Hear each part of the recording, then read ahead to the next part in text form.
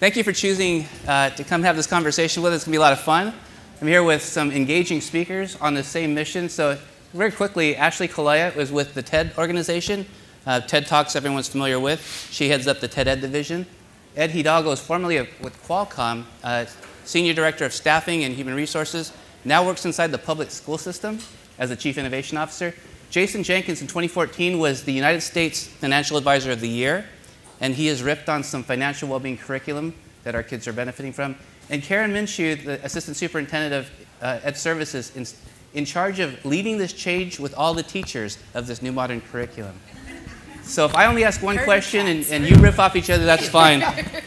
My first question to the panel, if you were an alien beamed down from your ship to observe and report back on American public schools, based on what you observed, what might you say to your fellow alien American public education is for?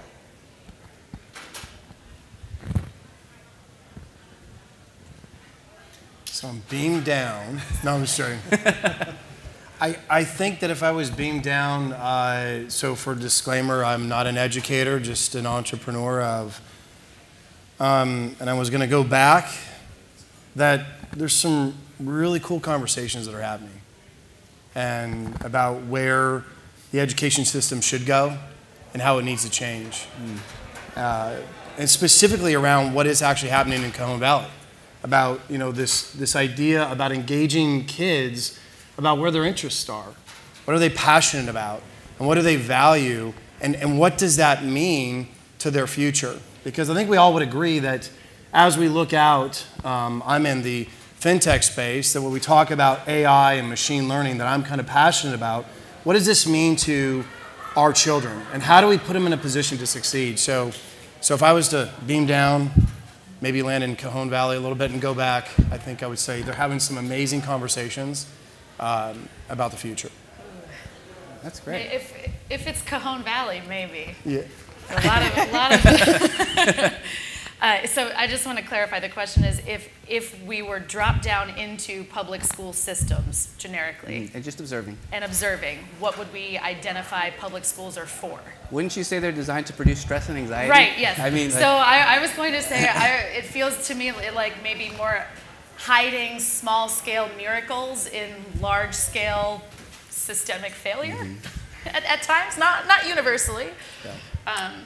But yeah, I think what I would notice if I wasn't used to public schools overall is that they're full of bright, brilliant people on the educator and on the student side who are engaging in these small miracles behind closed doors every single day. But there is some greater force that seems to be trying to keep those down a little bit. So I don't know if I would identify that as the purpose, but I being just peripheral to public school systems, that's a thing that I think might come out for me. I'm going to take the entire Debbie Downer version of this. It seems if I came after lunch, after lunch, it seems like small units of people working really hard, adults working really hard with good intentions, trying to impart knowledge to small tribes of students. To the purpose is, to me, when I come back and report to the mothership, the purpose is a diploma, it's a certificate, it's a test score, it is the accountability that the adults are driven to. That's what I would see and I would report back as purpose. So let's stay there. So the system, we value going to college, but does that mean we value all our unique gifts? Or do we value only the gifts that align with going to college? Or should we? Ed? Yeah. It seems like we value test scores in a big way. As I was working with some high school students a couple months back, and we were taking them through a StrengthsFinder experience, and there was an opportunity for the students to share out about their experiences at school. And these were top students. In fact, this was a camp that was sponsored by NSF for cybersecurity. And a professor had said to me earlier in that day, any one of these high school kids right now can make $100,000 in the market right now. And that gave me a testament for the type of talent that we had. But then we started hearing from the students and the reflections about what's happening at school. They said, we are so stressed around what school is doing to us. It causes us to compete against grades with each other, what schools we're going to. And then one student chimes in, how many of you knew that there was a Minecraft camp going on right now? And your parents made you come to this camp, didn't they? They're like, yeah, they did make us go to this. I'd much rather be at the Minecraft camp. Yeah, and then really all of these emotions started surfacing, and you realize that we're causing such a level of stress and anxiety for these brilliant minds. And to them, the marker is, what school am I going to? And because we posted in school, right? Yeah. Which kids got into what school? And then how many AP classes am I taking? And these kids were completely stressed and just really like this, I'm done with it. I'm done with it. And how sad. And this is something that actually came up in the personalized learning panel. I don't know if anybody in here was in that panel. It was a great panel, but there was a discussion around, okay, so if we're personalizing learning, and then also we must personalize accountability and the metrics that we're using to assess what that looks like. And we haven't begun to personalize assessment, right? We have standardized tests for a reason, and there's some kind of implicit valuation in standardized tests where we're testing along the same thing, which means that we're leaving out valuing what an individual student might be bringing to the table. Well, I'm going to go with the parent and elementary school. It's the all about me day. And you get to bring one item from home, and you get to put it in a brown paper bag, and you sit in front of your class, and you get to talk about what you're good at, what you like. So a little boy brings in a motorcycle, and he pulls it out of the bag, and he shares it with the class. I love motorcycles, I love riding, I like working on the engines, I like to do these things. And how is that valued in that classroom? Right. What do you think the response is from the teacher? Oh, that's not what we're hoping for here. Are we valuing what gifts that child has? That they're a hands-on learner, that they have incredible things to offer the world and their community? I don't know what response that would get. Or that's nice. That's nice. I think for a hobby. Yes. Right. This is not the track we're on. Your skills and your passions may not be aligned with this organization. And how might that make a child feel? Disengaged and wanting to stay away from school with everything they have. I don't want to go to class. Please don't ask me a question. I am not book smart. How many adults do you meet that are successful, hugely successful, and say, I'm not book smart, I wasn't this, and they still have that stigma of, right. I wasn't in the educational pipeline, right. I'm an outlier. So our school board recently changed the vision to happy kids engaged in healthy relationships on a path to gainful employment. Those are our 3 big drivers, and each of you have contributed curriculum to that. Actually, one of our students, Jose Saavedra, gave the opening talk in his version of the TED Talk at the luncheon, and he got a standing ovation. But even though all of our kids learn to give TED Talks starting from kindergarten, I've heard the argument that the TED Ed platform is actually a social and emotional learning program. Can you comment on that? You have heard that argument. I have. Because I've made that argument. All right. And just for a bit of context, so TED, the idea is worth spreading, right? This is the platform that we developed is really, we call it presentation literacy, but it's more about discovering, okay, what is an idea that you're curious about, that you're passionate about, and developing that idea into a TED-style talk. So for us, the question becomes, what's the value in developing an idea that is all your own? Can young people even do that? Sometimes yes, sometimes the answer is, oh, I want to talk for 3 minutes about why penguins are the greatest animal, which has value as well.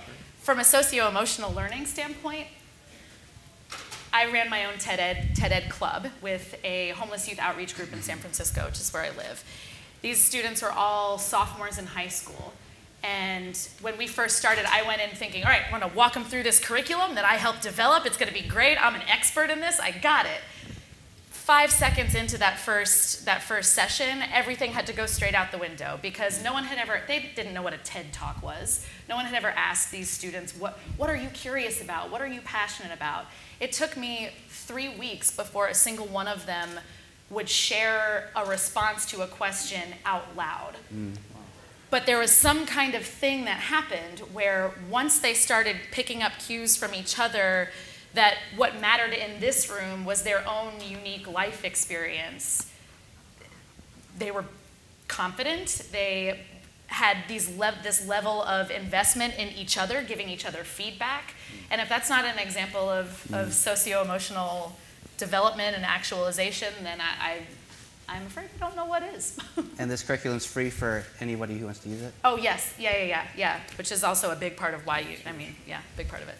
You know, David, can I jump in real please. quick? So you said I can interrupt and please. drive this, so that's exactly what I'm going to do right now. Jason, shut up. I'm sorry. Yeah, all right, so I'm out of here. Thank you very much. I want to get back to the last question, and I kind of want to be a little vulnerable, to be quite honest with you. So I'm a San Diego native, and I did my MBA out at Point Loma Nazarene University. And so something I've struggled with my entire life is spelling. I'm not a good speller. In fact, I kind of suck at it. And I often ask my wife and my daughter and my son, like, hey, how does that word, like, seriously, Dad? Like, what's wrong with you? And I was determined in 2001 to get my MBA from Point Loma. And what scared me to death was something called a GMAT. And I was like, you know what? This stupid thing does not represent me at all whatsoever. It doesn't know who I am. It doesn't know my value structure. And it doesn't know when I show up, because Ed knows me a little bit, I'm going to show up. Like, you're going to get 100%. Because my skills are not necessarily found in this GMAT score. So I took it, and I did everything I possibly could to prepare and study for it. And my score was, I'm not going to tell you because it's rather embarrassing, it was bad. And I found myself in front of the board that was going to vote yay or nay who gets in. And I made my case to them that I said, you let me in, here's what I'm going to promise you. I'm going to be one of your top students. And this is what I'm going to bring value to this classroom and this cohort. So they were brave enough to let me in. I'm here to tell you I finished third. I'm still mad that I didn't finish first in my class. I got a B+ in my very last class. I swear it was a final that was impossible to pass. And when I walked, Dr. Senyo Ajabeloso said, Jason, I remember 2 years ago you making your case. And he said to me, thank you. I'm like, what do you mean thank you? Thank you for opening my eyes that this is so much more than a test score. And I hope, I'm going to go back to your first question. I'd beam back up and say, hey, they kind of have this wrong. This measurement that, I understand. Let's copy cheeseburgers. Yeah. Let's not copy this. Yeah, and so I just kind of wanted to share that with everybody, that I don't know if anybody struggles with math, reading, writing, spelling. Mine's spelling. So, but I'm really proud of my career. I'm proud of the impact that I feel like that I'm trying to have in this world. And so that all of us have to do a better job. So whatever your position is, if you're a teacher, entrepreneur, parent, all of us, to really think through that. Because we never know who we're saying no to because of the way that we decide to view it. Yeah, thank you for that. Ed, you had a similar experience. Do you mind sharing your personal story and why this work is so relevant to you, both past and... I know I'm asking you to open the closet a little bit. Jason, see what you started? Yeah. School's really hard. Should we get in a circle, Karen? Yeah, we should do it. Can we do restorative? School was just really hard for me, and I remember back because I went to a very privileged all-boys school back in Baltimore, Maryland. There were 50 guys that graduated out of Boys Latin, and I got to play lacrosse and football, but school was really hard for me, and I think I was held back a couple times. And I just remember sitting at my desk as a little guy and thinking, who's ever going to want to hire me? I was particularly bad at math, and I think I took algebra 3 times. And I just remember this is so important to the adults, and I'm so bad at math. And then I just struggled my way through. Fortunately, sports really provided an environment, an outlet for me to develop leadership and qualities and characteristics. As the captain of my football and lacrosse teams, Maryland State champions, but still I go into college and I'm wondering, what am I doing here? College was so hard the first 2 years. And so when I think of my journey, really the development of my own strengths, interests, and values are what helped me achieve, because I never thought that would, a senior director at Qualcomm, leading hiring for 20,000 people globally. How does that happen when you're, someone who struggles so deeply in school, and, it's very painful. And so I had supportive parents, I was the only child, I went to these great schools. How easy it would have been if one of those pieces was out of the puzzle, how easy it would have been for me to just drop out entirely and pick up a surfboard and go to the middle of nowhere and just live on a beach and miss my full potential in life. And now I've lived 4 career dreams, and I'm sitting on my 4th career dream. I believe that every child has unique strengths, interests, and values that are needed in the world, and it's our duty to help every child discover that the fact that they know that there's a place in the world for them, and that all work, once we start to realize that all work has dignity, then we realize that all people have dignity. So that's my own personal story, and that's why I'm passionate about doing this work, because I see that every child in our district, 17,000 kids, 27 schools, 900 plus teachers, I wish I could be an agent for every single one of those children. Can you imagine if students heard these stories from highly successful people that said, I worried about math in this grade, I thought this. This is what we were talking about at lunch, right? So what would happen if today's current TED speakers had been able to start exploring their own ideas in school and didn't have to wait until they were out of college and then realized that the test score wasn't the thing that was important, or that your career path, I wish one of my 17 advisors in college told me that my undergrad choice in the liberal arts field didn't actually matter. Because how much anxiety that might have saved me, and more focus I could have put on the work that was actually determining what my future was going to be, which was creating an after-school volunteer program that connected university students to this community center in Columbia, South Carolina, which was something that I was doing because it was like my few fun hours. And little did I know that that was actually going to be the thing that could provide a career path. But I think I'm going to add one more thing to this, because in education, so often we have things fall on either you're incredibly privileged or you're disadvantaged, and we fight to claim the resources we own or deserve, or claim the resources we should be getting.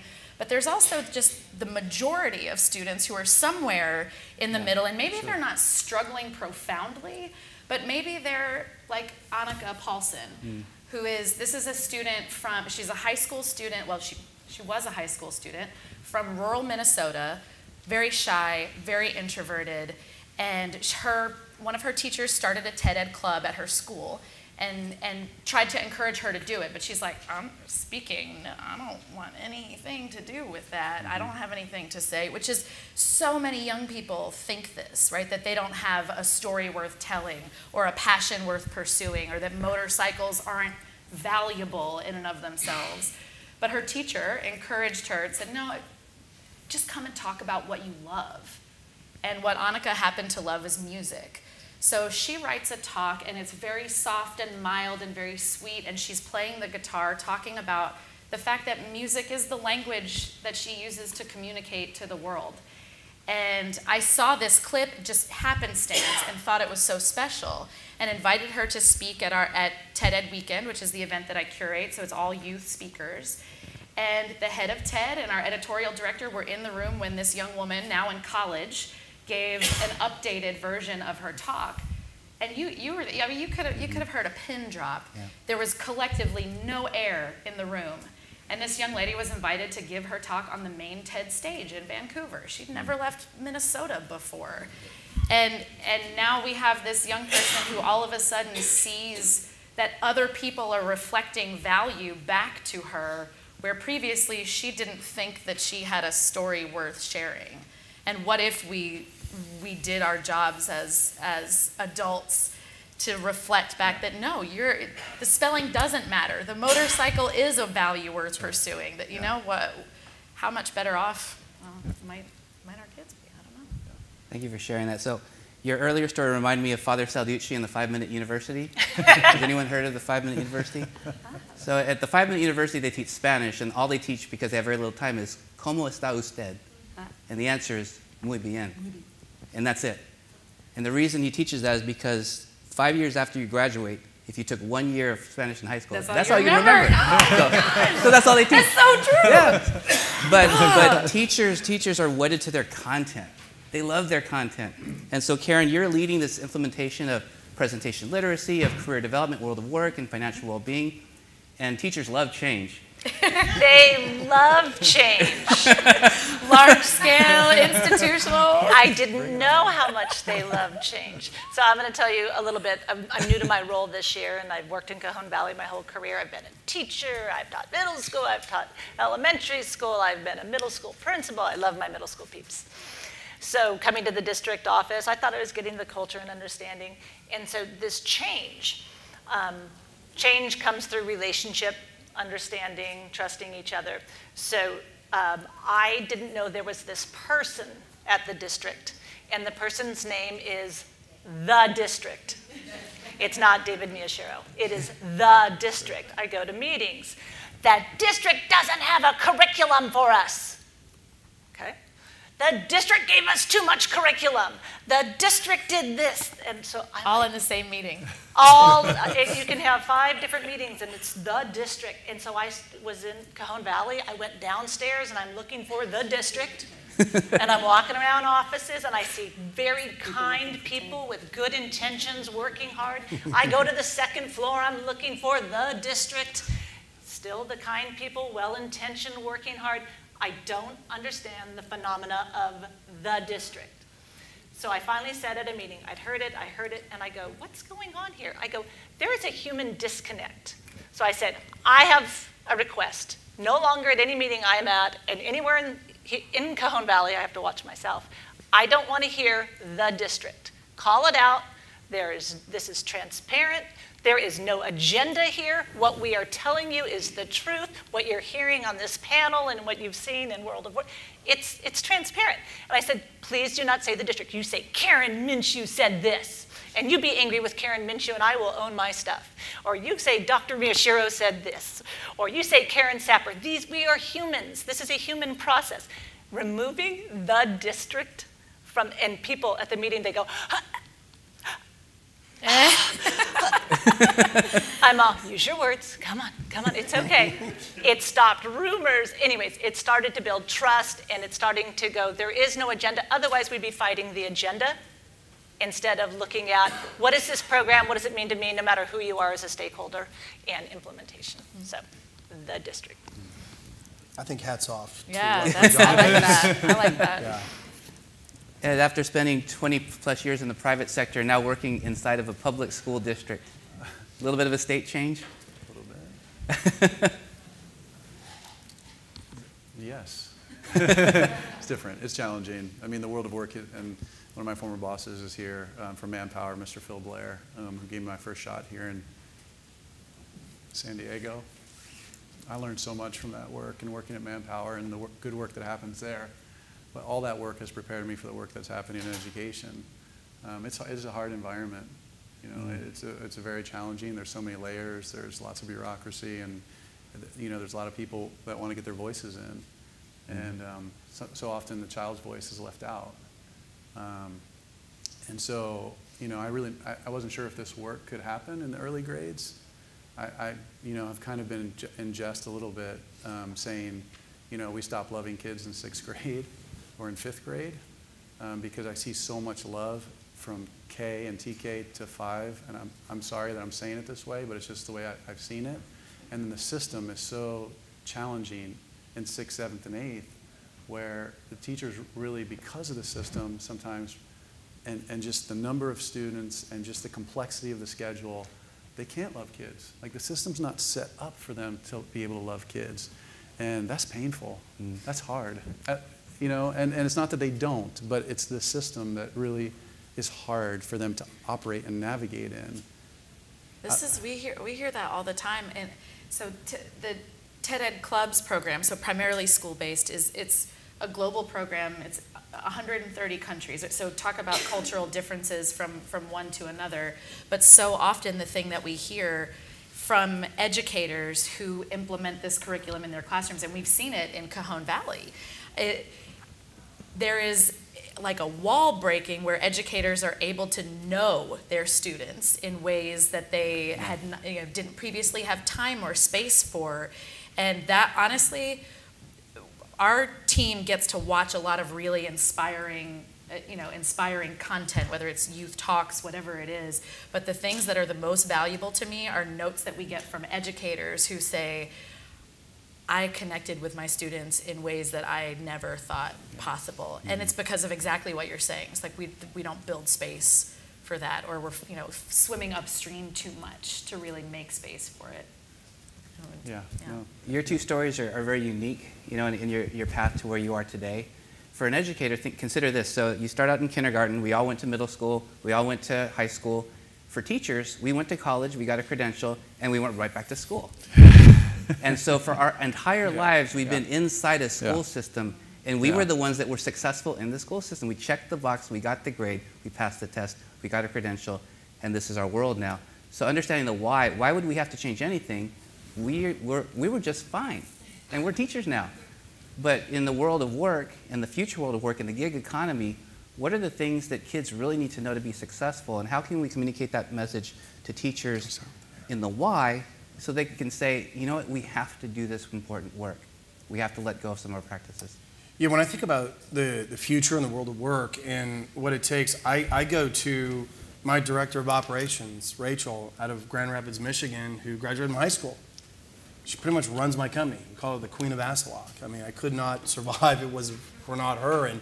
And I might not have valued her if I had judged based upon her kind of marking off that box. But really, the future of the world of work is, I think, gets into the conversation about how does AI and machine learning, kind of bringing that into the conversation. We were talking about this at lunch. So when you think about our sources, products and services becoming commoditized to a certain level, I'll specifically talk about the financial industry, portfolio management and whatnot. Well, then the question really comes down to, well, why should I work with your company? So if we have the same products and services at the same price, and the only difference is our logo, it's going to come down to the ability of that company to communicate their value in a very, very short period of time. Just to give you some facts, as we speak right now, the way that we kind of navigate the world is how? Everyone do this today? The thumb, right? We scan, we don't read. We've lost the art of reading. We scan. So when you begin to engage with somebody, like just to use a video example, if you don't get them in 3 seconds, you've lost them. It actually goes from 3 seconds to 6 seconds. Did you know that 6 seconds goes to 30 seconds? 30 seconds goes to 5 minutes. 5 minutes goes to 30 minutes. That is the way that our minds are being programmed as we speak. So when we talk about the future, and we talk about what should people that can influence our future youth, it is about real life skill sets, about having the ability to communicate, having to be in the financial sector, having the ability to have that financial literacy, right, to be able to navigate through that. Problem solving. We know this, but yet for some reason, again, my disclaimer is I'm not a teacher, so just a parent. Those are the skill sets that are needed. The people that are going to hire the jobs are the ones that I could care less where you went to school. Can you bring value into my situation right now to further me along? Because I have to compete. And as we speed this up, as the world begins to speed up, and we begin to connect and globalize more, it becomes that much more fierce. So if we want to look at what we should be doing as a nation, specifically the United States, I said this, it should be our most prized asset is our educational system. More than the military, more than our economy, it should be our educational system because it is our future to where we're going. And we don't have a choice with that, especially in today's environment as we begin to globalize. So communication, TED Talks at kids' age, I mean, who does that? That's just awesome. It's problem solving, not just teaching them, but having given them the lens to really challenge them. That's how I try to do with my kids. I walk in a grocery store. Why does this end cap say 2 for $1? You can all go home and do that to your grandkids, nieces, cousins, and nephews, and they're like, I don't know. Well, slow down. Why would they do this? That is where we begin to be able to teach, and the responsibility falls outside of that. Those are the kind of skill sets that employers they're not hungry for like 5 years from now, 10 years from now. They actually were hungry for that like 5 years ago. And it's only ramping up, and that's what I think we need to be focused on. Thank you for giving us that knowledge into our curriculum solution and your passion. Thanks. So we haven't spent a lot of time talking about social well-being. And it's a hard time to be a kid right now. We had the March for Our Lives, and the second speaker at TED this year was a teacher from Parkland, very passionate. And there's a lot of student anger and the need for student voice and social and emotional conversation. Karen, what are your thoughts on this, and how are we addressing this? I think the key word is student voice. And it was interesting to kind of sit back and watch what was happening across the nation, the outrage to violence, the political, which I am not a fan of for our students, the political division that took a tragedy and only created more division between people and continues at a national and local level. We had a school board meeting over that division, and I was sitting back and listening and watching groups speak, and it was, very emotional. And I thought at the end of the night, not one conversation leading to that board meeting, during that board meeting, was really about students. And I think it was a waste of our time. That's not the venue for that. Student voice is, hear me tell you personally, I am one of your 35 students, how I feel, what I think, and what ideas I have. I wonder how much all of our schools across the country know what a student thought. I understand the idea of let's organize, let's walk out. When you walk out and you are on the field and you do things, if you're standing there and you made that statement, how much student voice was heard collectively? What if you were in a classroom and you had a safe space with a connected adult where you really got to say, you know what scares me? Is this real? You know how I feel? Or how do we problem solve this? What if there was greater connection and people didn't feel like an outlier and disconnected? When you look at the profiles of shooters, what's the disconnection? I mean, is that what we should be talking about? So I just think really looking closely at student voice and individual instead of collective may be a better question or something to examine for our students. Ashley, you might have a different take on that. Feel free to jump right in there. So my background is in civic engagement education. So prior to TED, I worked for the YMCA, ran Kentucky's Youth and Government Program. The largest of this national program is in Kentucky. Go figure. And it was so interesting to me to watch the reaction in Parkland as compared to the reaction in Marshall County, Kentucky, which was the most recent school shooting prior to what happened in Parkland, Florida. And the reaction there was entirely different than it was in Parkland because the community there is entirely different. Parkland is a largely progressive environment. That school is, don't quote me on this, but I know at one point they were a nationally ranked debate school where the young people in the walls of that school are used to being invited to share their opinions.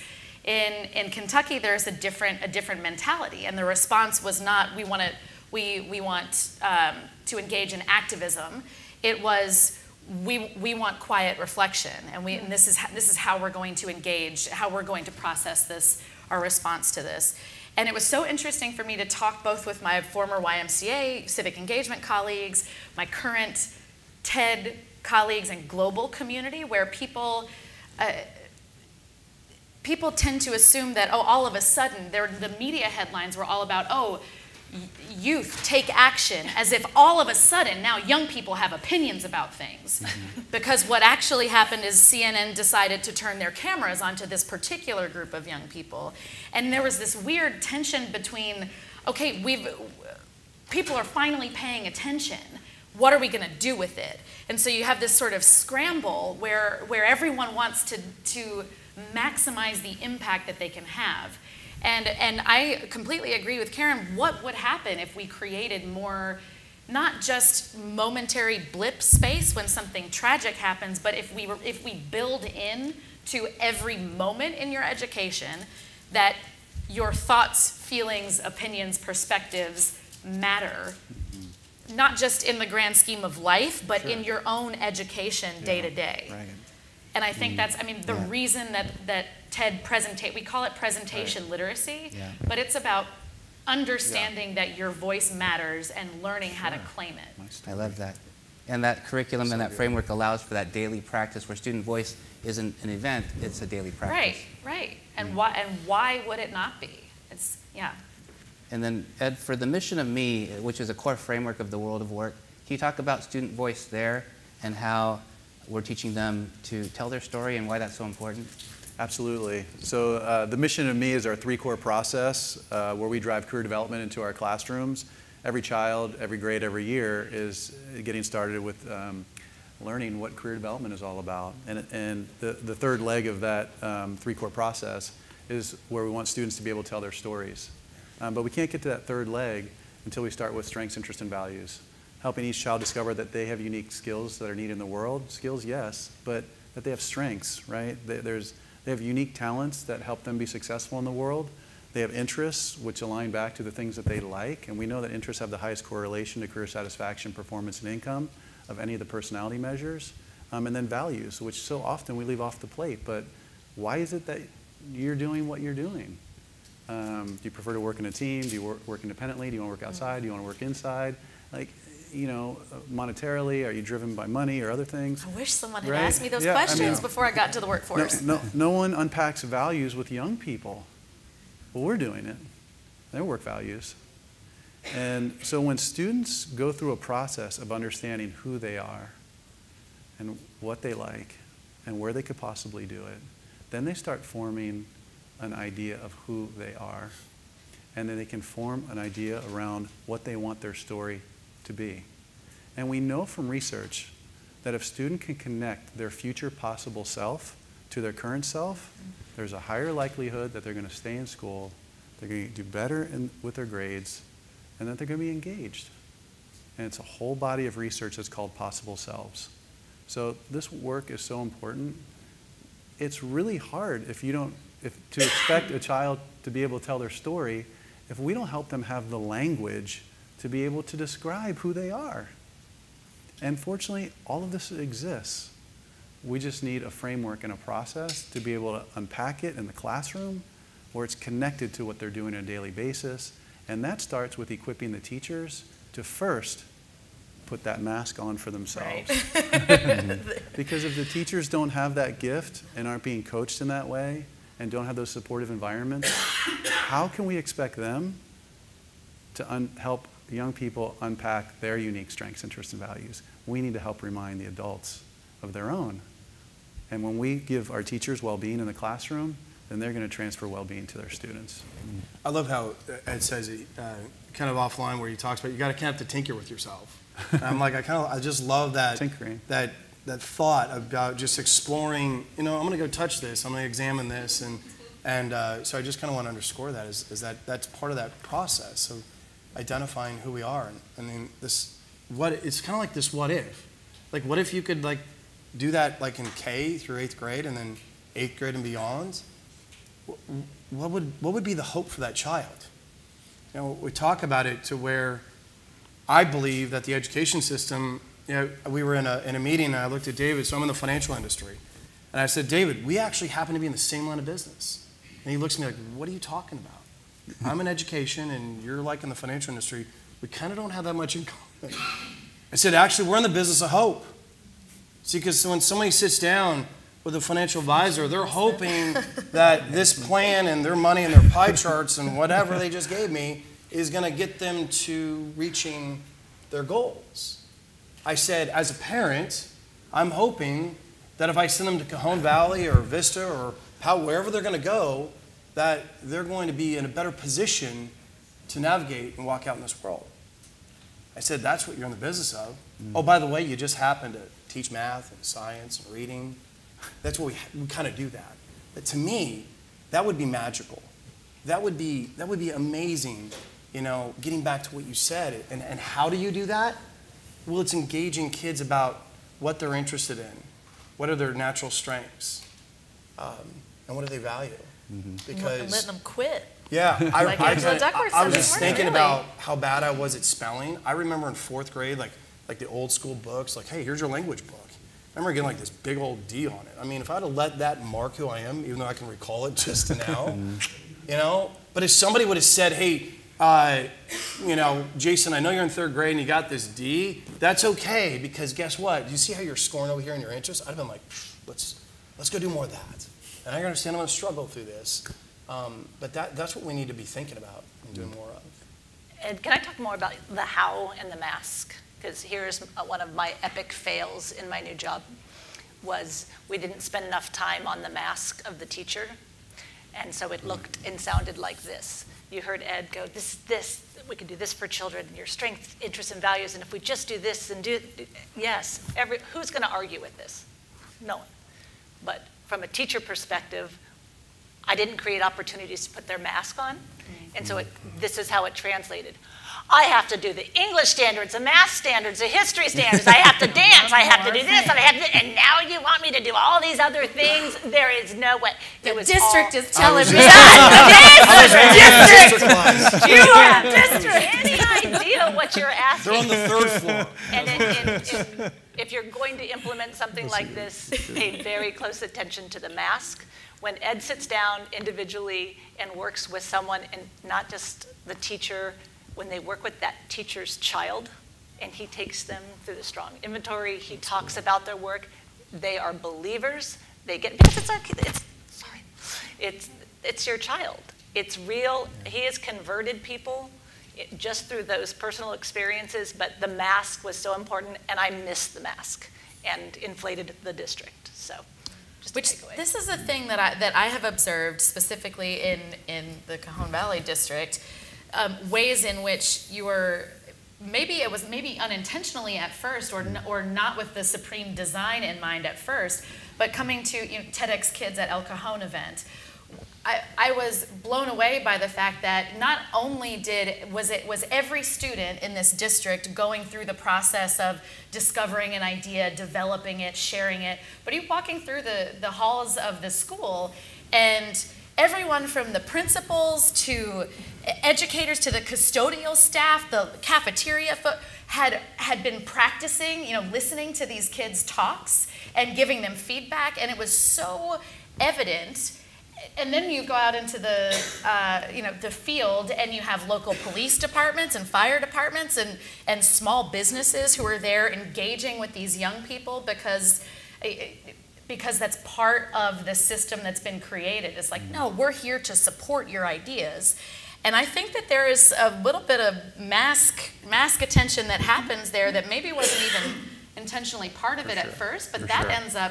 I mean, the adults were so much more enthusiastic and engaged than that's cool. What you find. And I think that's an incredible, that's a tactic that I now share with other districts who are trying to implement our program. It's like you want this to feel less like here's another thing to put on your plate, and more like here's something that's going to help you with all of the things that are on your plate. So I just had my alien moment just now, because I just want to build on what Karen was saying, because yes, we have to care for the mask, but I was the alien actually being dropped in to the school district.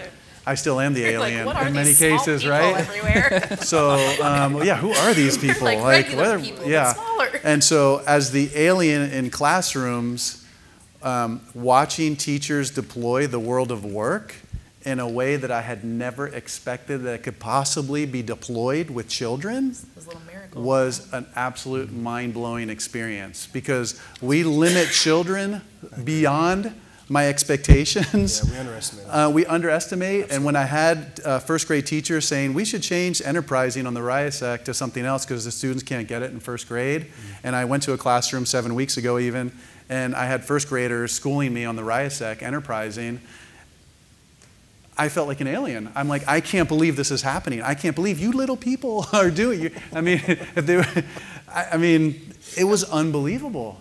They were so right? connected. It was a total honor. I mean, I was emotional in that moment watching it. But the credit goes to the amazing craftsmanship from our educators and the beauty with which they tied all these elements together. They put themselves in the role, and it's Principal Servin and it's Principal Johnson, right?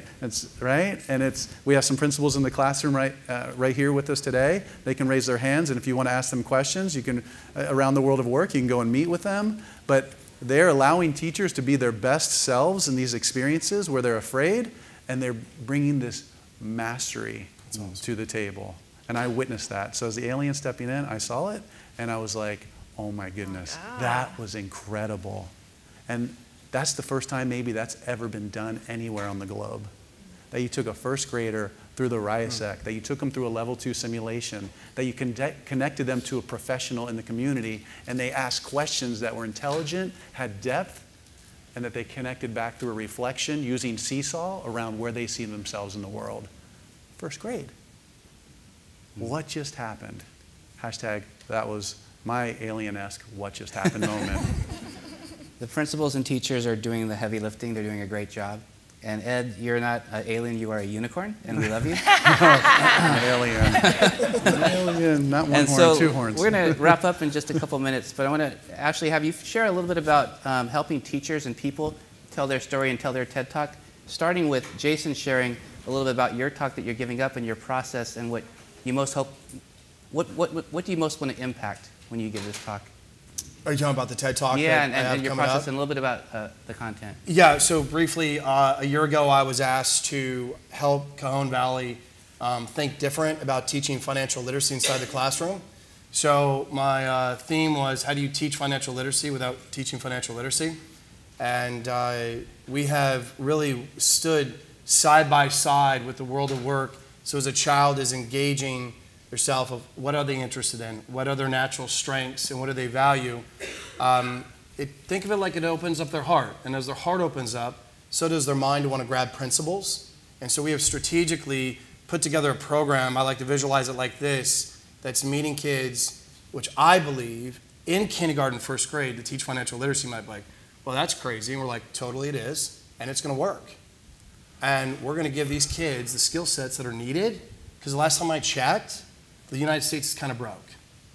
And what we're doing has got to get fixed. And we don't have the option of kicking it around, and yeah, it's going to take time. So my TED Talk, I guess, is to inspire everyone in this room that you can help, and that you can make a choice. In fact, I'm going to commission everybody in this room that you can go home with your ones that you love and share with them the good financial decisions that you've made and the ones that have been absolutely horrible. Because experience is the greatest teacher to us all.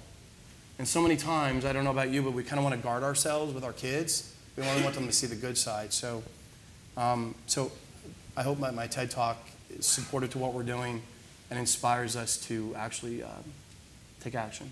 Thank you. And Ashley, we take the final few seconds and just talk about our stories and then how every person here in this audience has a story and what we can do to better tell it. Yeah. So the story that I always share when I do workshops with, whether it's educators or students or corporate learning officers, whoever it might be, in the same community center where I worked in Columbia, South Carolina, when I was a volunteer. It wasn't a community center, it was the back room of a barber shop with cinder block walls and no furniture inside.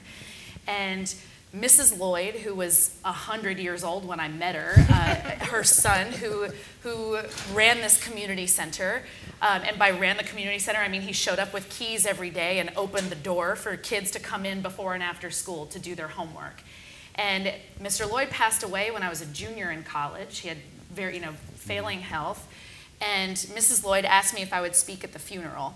I thought it was going to be, a small, intimate affair. I show up, I'm late because I'm always late. I'm thinking, oh, what do I want to show? Oh, there's that Oscar Wilde quote about success that I really like. And I told a story about how Mr. Lloyd made, the one time I showed up in December, he made me go up and down the streets of the neighborhood tying velvet ribbons to the lampposts. And this is like the hood in Columbia, South Carolina. Nobody's paying attention to velvet ribbons on the lamppost, but that didn't matter to Mr. Lloyd because he wanted his kids to have a place that was decorated for the holidays.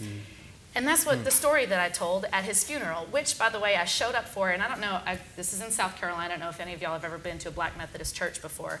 But I showed up to what I thought was going to be a small ordeal. 750 people at this funeral. There's an attendant. She walks. She's wearing white gloves and walks me up to and sits me behind the mayor of Columbia, South Carolina, and the chairman of the city council. And I about blacked out there for the rest of the period. And I got up, and preacher he's sweating, and then it's my turn, and I have to go up, and I was the only white person in the entire room, and I was terrified. I said this story that I thought was important. I was shaking so horribly.